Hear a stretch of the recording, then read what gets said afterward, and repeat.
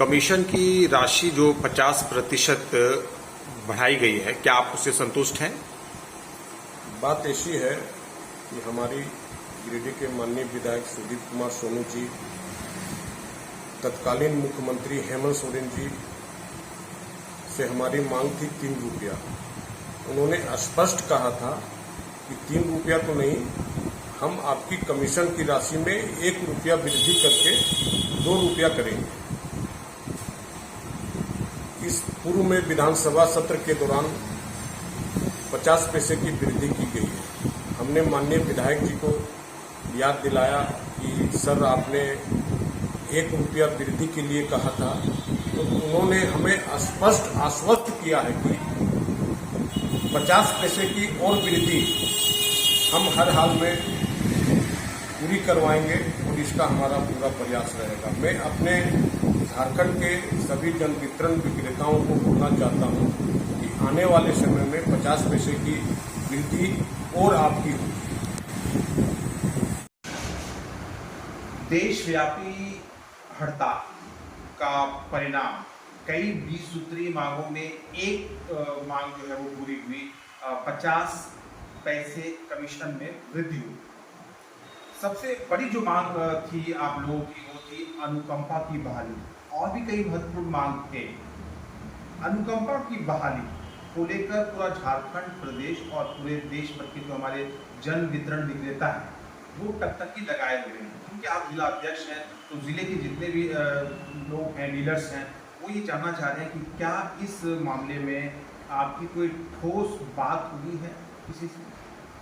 सबसे पहले तो मैं आपको बताना चाहूँगा कि जो राष्ट्रव्यापी हड़ताल थी उसमें हमारे देश के सभी लगभग 5 लाख डीलर पूर्ण रूप से हड़ताल पर थे और एक मांग नहीं, झारखंड सरकार के द्वारा हमारी 3 मांगों को पूरा किया गया, जिसमें प्रमुख रूप से पूरे झारखंड के जन वितरण विक्रेता का कमीशन में 50% की वृद्धि, कोरोना काल में वितरण किए गए खाद्यान्न 10 महीना की बकाया राशि पूरे झारखंड के जन वितरण विक्रेता की बाकी थी।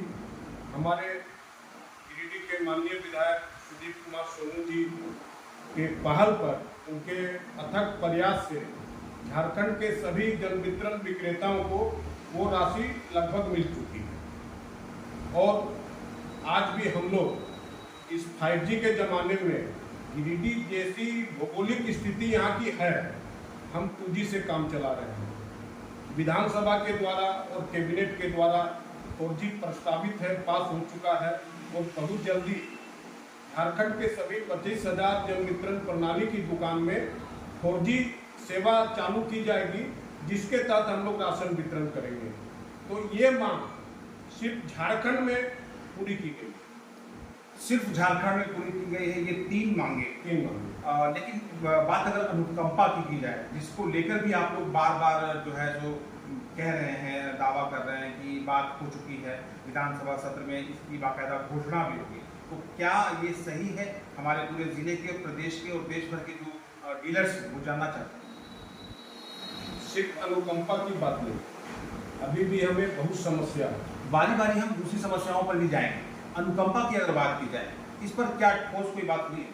अनुकंपा के विषय में हमारे गिरिडीह के माननीय विधायक सुदीप कुमार सोनू जी और गांडे की वर्तमान विधायक श्रीमती कल्पना मुर्मू सोरेन जी से हमारी विस्तार पूर्वक बात हुई है। उन्होंने हमें स्पष्ट कहा था कि आचार संहिता समाप्त होने के बाद अनुकंपा पर हम लोग विचार करेंगे और झारखंड के सभी 25,000 जन वितरण विक्रेताओं को अनुकंपा का लाभ पूर्व के भांति मिलेगा।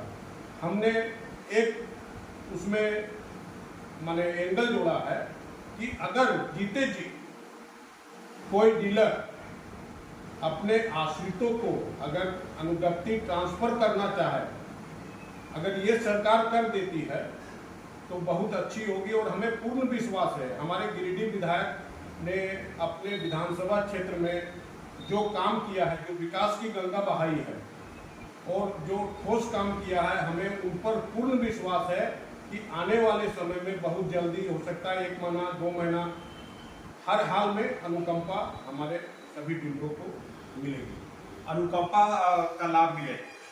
आपने कहा है कि अनुज्ञप्ति को हस्तांतरित करने की भी बात हुई है, तो ये कितना लाभप्रद सिद्ध होगा, क्या फायदा इसका होगा?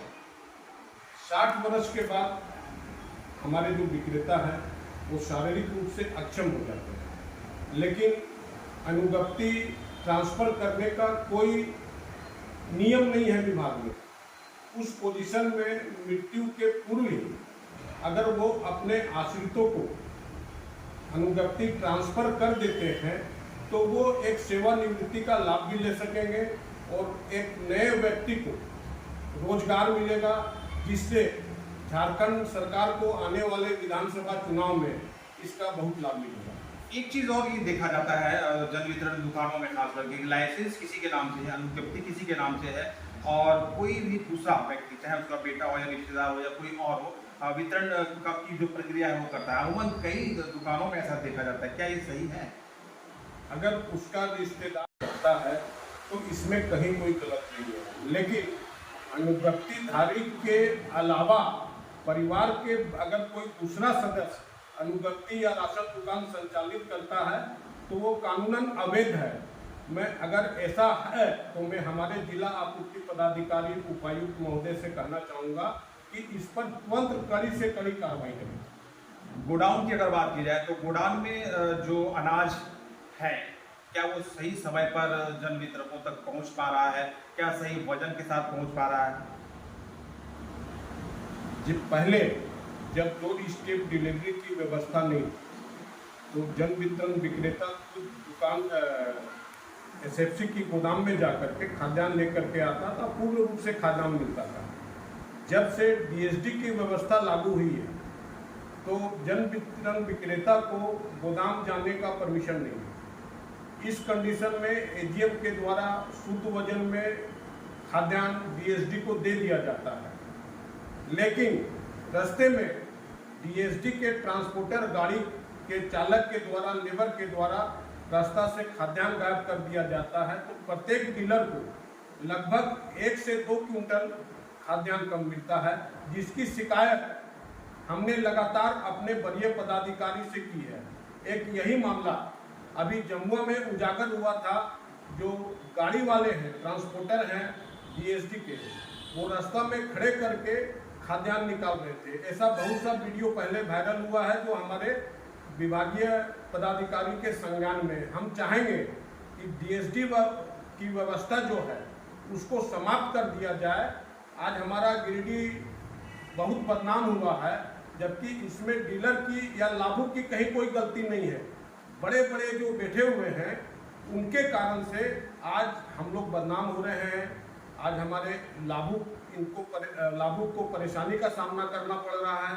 मैं कहना चाहूँगा कि डीएसडी की व्यवस्था को समाप्त किया जाए। मैं गुहार लगाता हूँ हमारे गिरिडीह के स्थानीय विधायक, हमारे मुख्यमंत्री चंपई सोरेन जी से, हमारे जो गांडे की विधायक हैं कल्पना सोरेन जी से, इस पर विचार करें और डीएसडी की प्रथा को समाप्त कर विभागीय स्तर पर इसका कार्य कराया जाए।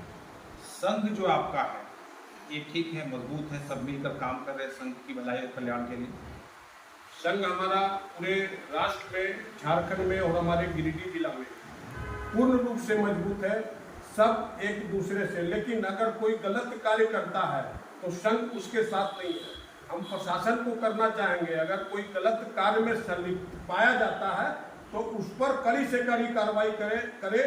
संघ इसमें कहीं भी हस्तक्षेप नहीं करेगा। अनुकंपा की बहाली वो आगे होगा, जैसा कि आप कह रहे हैं, संभावना मजबूत है? संभावना की बात नहीं है।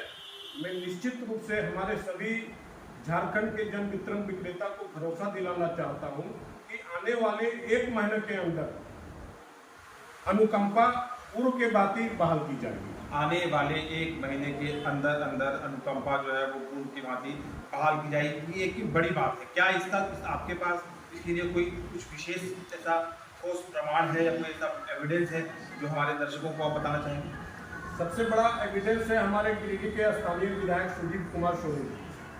वो जो भी बात बोलते हैं ठोस बोलते हैं। अगर कोई काम इस सरकार को करना है तो वो स्पष्ट बोल देते हैं कि ये काम हम कर देंगे, और कोई काम नहीं करना है तो वो स्पष्ट बोल देते हैं कि वो काम हमसे नहीं होगा। माननीय विधायक सुदीप कुमार सोनू जी ने हमें पूर्ण रूप से आश्वस्त किया है कि अनुकंपा को हम विधानसभा चुनाव के पहले, आचार संहिता लगने के पहले हर हाल में लागू करेंगे। चलिए, आचार संहिता विधानसभा चुनाव के पहले और उसके लगने से पहले बहाल होगा अनुकंपा, कहना है राजेश कुमार बंसल का, जो कि फेयर प्राइस एसोसिएशन के जिला अध्यक्ष हैं।